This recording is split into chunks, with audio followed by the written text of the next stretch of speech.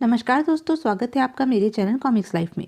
शुरू करते हैं मनोज कॉमिक्स की एक और मज़ेदार कॉमिक्स, मकड़ी रानी और आदमखोर चूहे। मकड़ी रानी और आदमखोर चूहे, लेखक अशीत चटर्जी, चित्रांकन विकास ठाकुर। रात्रि का समय था। अचानक आकाश में उभर आई चमकदार गोलाकार आकृति 12 वर्षीय बालक राहुल की आंखों से छिपी नहीं रह सकी। ओह, हो न हो, जरूर वह कोई उड़न तश्तरी है। डैडी ने मुझे कई बार रहस्य में उड़न तश्तरियों के बारे में बताया है, जो पृथ्वी का चक्कर लगाते हुए देखी गई हैं। मुझे फौरन डैडी को इस उड़न तश्तरी की जानकारी देनी चाहिए। जब राहुल ने अपने पिता डॉक्टर कामत को जगाकर उड़न तश्तरी के बारे में जानकारी दी तो एकाएक ही उन्हें विश्वास नहीं हुआ। इम्पॉसिबल! लेकिन तभी वे चौंक उठे। कहीं यह वही उड़न तश्तरी तो नहीं जिसका 10 साल पहले गुप्त रूप से मेरे पिता ने आविष्कार किया था। वह दिन मैं कैसे भूल सकता हूँ। सोच मगन डॉक्टर कामत 10 साल पहले के अतीत में खो गए। उस रात में काफी देर तक डैडी के साथ उड़न तश्तरी के निर्माण कार्य में हाथ बटाता रहा था। अचानक, बस बेटे, रात बहुत हो चुकी है, अब तुम जाकर सो जाओ। फिर राहुल कमरे में अकेला है, अगर जाग गया तो रो रो रो कर आसमान सिर पर उठा लेगा।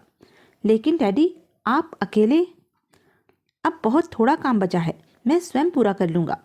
ईश्वर ने चाहा तो सुबह का सूरज हमारे लिए खुशी का संदेश लेकर उदय होगा और हमारे वर्षों के सपने साकार हो उठेंगे। ओ माय गॉड, तो क्या हम अपनी सफलता के इतने करीब पहुंच गए हैं डैडी? हाँ बेटे। बातें करते हुए दोनों प्रयोगशाला से बाहर निकल आए और मुझे पूरा विश्वास है कि यह उड़न तश्तरी सफलतापूर्वक उड़ान भरेगी। जैसे ही हमारा प्रयोग सफल होगा, हम पूरे विश्व को आश्चर्य में डाल देंगे। यह अपनी तरह का पहला और अकेला स्पेसशिप होगा जो बिना कोई ध्वनि प्रवाहित किए बेआवाज उड़ान भरेगा और जमीन पर उतर सकेगा। दैट्स रियली वंडरफुल डैडी, पर क्या यह बात अपनी सरकार से छुपाए रखना उचित होगा? बेशक, उड़न तश्तरी की सफलता और हमारी सुरक्षा के लिए अभी इस बात को गुप्त रखना ही उचित होगा। शहर से दूर इस जंगल के एकांत में मैंने प्रयोगशाला बनाकर काम आरंभ करने का निश्चय इसलिए किया था ताकि किसी को कानों कान खबर न हो। वो तो ठीक है डैड, लेकिन अब हमारी मेहनत और बलिदान की कीमत वसूल करने का समय आ गया है बेटे। तो क्या पैसों की खातिर आप अपनी इस इजाद को विदेशियों के हाथ भी बेच सकते हैं? हाँ, क्यों नहीं। मैं अपनी चीज जिसे चाहे बेच सकता हूँ। मुझे तो पैसा चाहिए, इतना पैसा चाहिए जिससे मैं अपने बेटे और पोते के लिए सुख सुविधा व ऐशो आराम के सारे साधन जुटा सकूं। डैड, यह आप क्या कह रहे हैं? तुम्हें मेरी बातों पर यकीन नहीं हो रहा है ना? तुम सोच रहे होंगे आज सफलता के शिखर पर पहुंचकर तुम्हारा पिता ऐसी बहकी बहकी बातें क्यों कर रहा है। लेकिन इसमें हैरान होने की कोई बात नहीं है बेटे। जिस काम के लिए मैंने अपने जीवन भर की पूंजी लगा दी, तुम्हारा पारिवारिक सुख खत्म हो गया।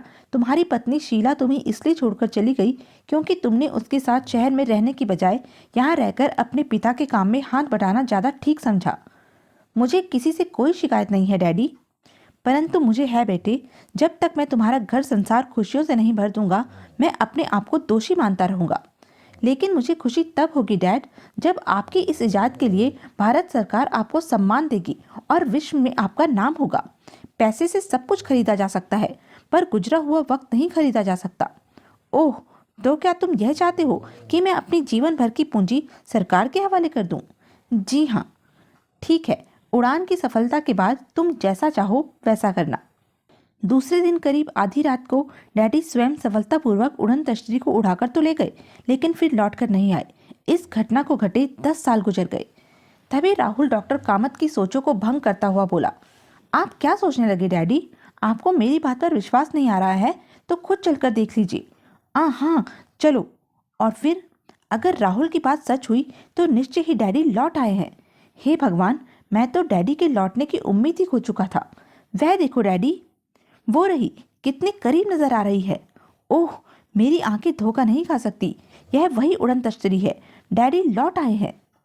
थोड़ी देर बाद, डैड, यह उड़न तश्तरी तो आपकी लैब के निकट ही उतर रही है। तुमने ठीक अनुमान लगाया बेटे।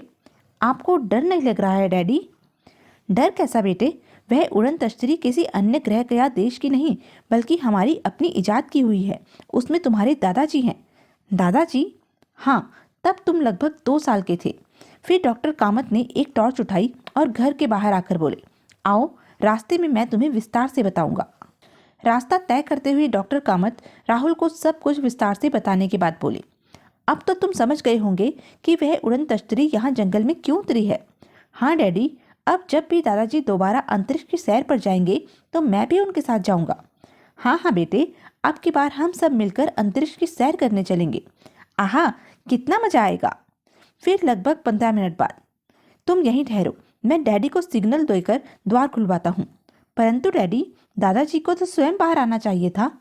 हो सकता है उनकी तबीयत खराब हो, आखिर उनकी उम्र भी तो काफी हो चुकी है। ओह, यह तो मुझे ध्यान ही नहीं रहा था। तब डॉक्टर कामत आगे बढ़ गए और उड़न तश्तरी के निकट पहुंचकर सिग्नल देने लगे।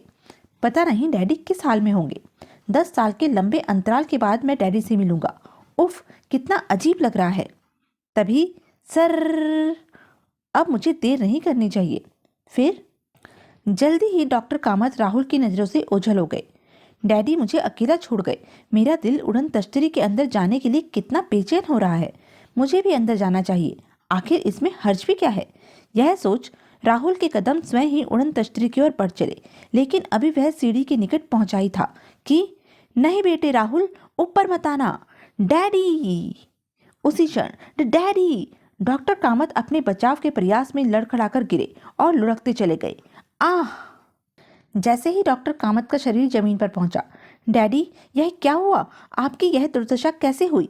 समय बर्बाद मत करो बेटे, भाग जाओ यहाँ से, वरना आदमखोर चूहे तुम्हें भी नहीं छोड़ेंगे। लेकिन आप, तुम मेरी फिक्र मत करो, मैं उन शैतान जीवों को यहाँ रोकने की कोशिश करता हूँ। तुम जितनी जल्दी हो सके इस इलाके को छोड़कर दूर निकल जाओ, और हो सके तो इस घटना की सूचना पुलिस अधिकारियों तक पहुँचा देना। लेकिन मैं आपको यहाँ अकेला।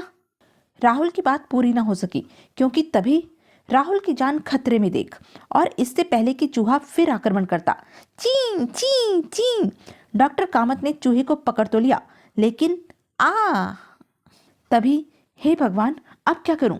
और फिर ची ची ची, जल्दी ही, नहीं डैडी, यह लोमहर्षक दृश्य देख रो नहीं राहुल, धैर्य और हिम्मत से काम लो। अब तुम ही पृथ्वीवासियों को इन आदमखोर चूहों से सावधान कर सकते हो। मेरी मौत पर आंसू न बहाओ, अपना फर्ज निभाओ बेटे। लेकिन राहुल चाहकर भी अपनी जगह से हिल नहीं पा रहा था। पिता की मौत के लोमहर्षक दृश्य ने उसे जड़ सा कर दिया था। देखते ही देखते आदमखोर चूहों ने डॉक्टर कामत के जिस्म से मांस का नामो निशान मिटा दिया। फिर वे चूहे राहुल की तरफ लपके, लेकिन तभी जैसे राहुल की तंद्रा टूट गई। नहीं! अगले पल राहुल पूरी ताकत से दौड़ता चला जा रहा था। राहुल दौड़ता हुआ जंगल पार कर जैसे ही जीटी रोड पहुंचा, कार फौरन रुक गई। कर दी ना हत्या, शट अप। अब क्या होगा अजय भैया? हो गया क्या? यहाँ वीराने में कौन देख रहा है हमें? चुपचाप निकल चलो। लेकिन अजय अपने साथियों की बात पर ध्यान दिए बिना नीचे उतरा और सड़क पर पड़े राहुल के निकट पहुंच गया। जीवित है, शायद बेहोश है। तब तक विजय और टिंगू भी निकट पहुंच चुके थे। शुक्र है इसे ज्यादा चोट नहीं आई, हमें इसे फौरन अस्पताल ले चलना चाहिए। ओह, कैसी बात कर रहे हो अजय भैया? अगर यह रास्ते में मर गया तो वही बात होगी कि आ बैल मुझे मार, खामखा हम मुसीबत में पड़ जाएंगे। इसलिए मेरी बात मानो, आंख बचाकर पतली गली से निकल चलो। तुम्हारा मतलब है हम इस घायल लड़के को यहाँ इस हालत में छोड़कर चले जाएं? तुम ठीक समझे मियाँ 30 मार खां, इसी में अकलमंदी है। तुम्हारी अकलमंदी की ऐसी की तैसी, जितना तू छोटा है उतनी ही तेरी आत्मा खोटी है। प्यारे मकर राशि, तुम कलयुग में भगवान बनने की कोशिश मत करो। खुद तो फंसोगे, हमें भी फंसवाओगे।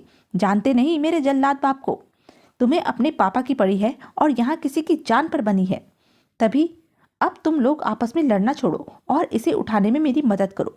तब अजय ने विजय और टिंगू की मदद से बेहोश राहुल को उठाकर कार की पिछली सीट पर लिटा दिया और अपने साथियों के साथ कार में जा बैठा। मैं कहता हूँ एक बार फिर सोच लो अजय भैया। सोचने की बात तो यह है कि फिलहाल हमें इसे हॉस्पिटल लेकर चलना है। तो यह थी अब तक की कहानी। आगे की कहानी जानने के लिए बने रहें मेरे साथ। और हाँ, मेरे चैनल को लाइक, शेयर और सब्सक्राइब करना ना भूलें। धन्यवाद।